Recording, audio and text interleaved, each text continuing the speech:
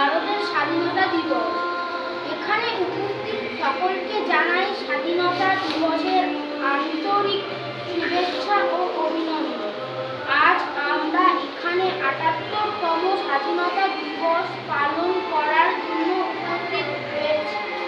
প্রথমে সবাইকে ধন্যবাদ জানাই আমাকে আজ কিছু করতে সুযোগ দেওয়ার জন্য।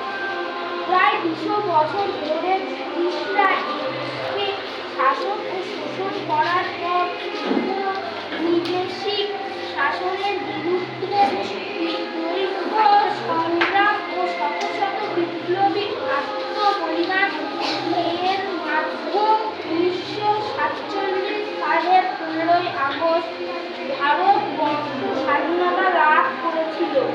তাই এই দিনটি ভারতীয়র কাছে অত্যন্ত সম্মান ও গর্বের দিন। স্বাধীনতা দিবসের দিনটি ভারতে জাতীয় উৎসব হিসেবে পালন করা হয়।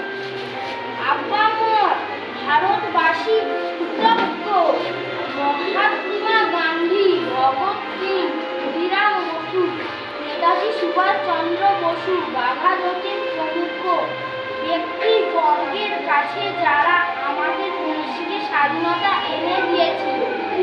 তাই আজকের দিনে আমাদের শপথ গ্রহণ করা উচিত যে আমরা এই স্বাধীনতা রক্ষা করব, আমাদের ভারতকে একটি শক্তিশালী, সমৃদ্ধ এবং সুখী জাতি